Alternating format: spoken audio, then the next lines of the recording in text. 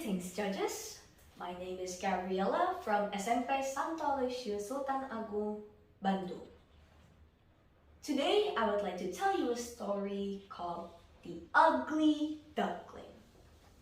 So, once upon a time, on a farm long ago, a mama duck sat on her nest. "Oh, how long must I wait for my babies to hatch?" she said. "I have to sit here all alone and no one would come to visit me." But what could she do? A mama duck must keep her eggs warm until they hatch. At last, the eggs began to crack. One by one, yellow little ducklings stepped out from their shells.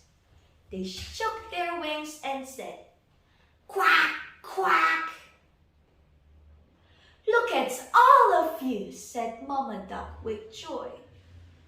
"You are all so cute and adorable." "Quack, quack," they said. Mama Duck then said, "Come and line up, my children.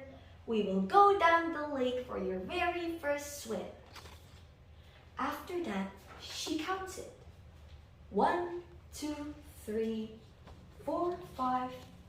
Oh dear, I should have 6 ducklings. But one large egg was still in the nest. "Well," Mama Duck said, "it looks like that this big egg will take more time." So, she had to go sit on her nest again and wait some more. The next day, the big eggs started to hatch. Out came a baby boy bird. But if one may say so, it was an odd-looking thing. Well, first of all, it was much bigger than the others. Second of all, it's not yellow at all. It was dark gray from head to his feet. And last but not least, he walked with a funny wobble. One of the yellow ducklings pointed. "What is that? He cannot be one of us. He's ugly." "I have never seen such an ugly duckling," said another. "How can you say such a thing?" said Mama Duck in a stern voice. "You are only 1 day old, and your brother hatched from the exact same nest as you did. Now line up. We will go to the lake for your very first swim." Yet the other ducklings keep quacking. "Ugly, ugly, ugly." The ugly duckling did not know why the others were yelling at him. Well, he took the last spot in the line. Each yellow duckling jumped in the river and swam behind Mama Duck. When it was his turn, the ugly duckling jumped in and started to paddle too.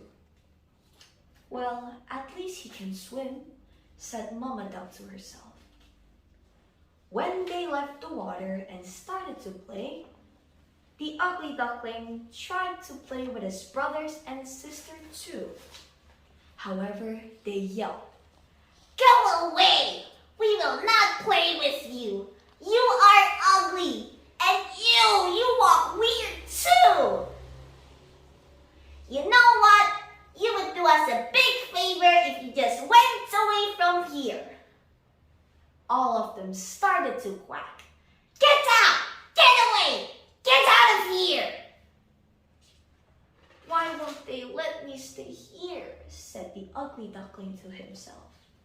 He hung his head down low. They're right. I should probably leave." That night, the ugly duckling flew over the farmyard fence. He flew till he landed on the other side of the lake. There he met 2 grown-up ducks. "Can I please stay here for a while?" said the ugly duckling. "I have nowhere else to be." "What do we care?" said one of the ducks. "Just don't get in our way." The sky turned dark. Crack! Boom! A bolt of lightning. Then came a big storm with heavy rains pouring down from the sky. In just moments, the ugly duckling was soaked through and through. Then a cold wind started to blow. "I feel so cold," he said with both wings held close to his chest. "If only there was a place I could get dry and warm. No one ever wants me," said the ugly duckling with a tear in his eye. The storm ended. Soon he found a new lake. Looking into the water, the ugly duckling saw the reflection of a flock of large white birds flying. He looked overhead, and he could not believe what he saw. There, above him, were the most beautiful birds he had ever seen. Their long white bodies and their slender necks seemed to just glide through the sky. He watched them until the very last bird had winged its way out of view. He stayed at that lake all by himself, and time passed by. The lake was turning to ice. "I'm so tired," he said, paddling with all his might. In a moment, two giant hands swept him up. "Oh, you poor thing," said the farmer. He held the ugly duckling close to his thick wool jacket and took the bird to his home. Never was a warm fireplace more welcome. For the rest of the winter, the farmer cared for the ugly duckling. Then spring came. Tips of green covered the trees.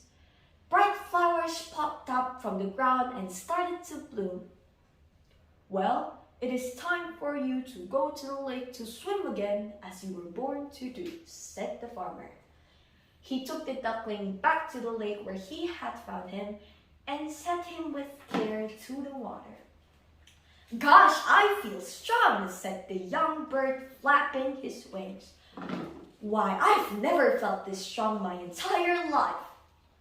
He heard quiet splashing sounds behind him and turned around.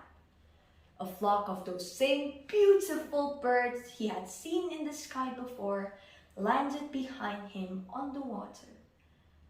"Do not worry," he said to them, holding out one wing. "I will go now, and I will not make trouble for you." A big fat tear rolled down from his big cheek. He turned to go away when he opened his eye. He saw a reflection in the water of one of those beautiful white birds. Why was it so close to him? When he jumped back, the reflection jumped back too. "Oh, what's this?" he said. He stretched his neck, and the reflection of the beautiful bird stretched its neck too. "Why are you going so soon?" said one of the beautiful birds. "Stay here with us," said another. "We'll be great friends." Then the bird who used to be the ugly duckling knew what had happened. Oh, he was no longer an ugly gray bird that wobbled when it walked. At one moment, all the swans flapped their wings and took off to the sky. "Come with us," one called back, "and take the lead." So he flapped his wings fast and took his place in front of the whole flock. All his new friends flapped their wings behind him. "Say," he said, gliding and dipping through the sky as he sped on. "Who's an ugly duckling now? Definitely not me!" The end. So, what can we learn from the ugly duckling? Well, we should not judge others from their looks, because a cover is not the book. Also, another point is that we should be confident with our looks and our personality and just be ourselves. Thank you for listening.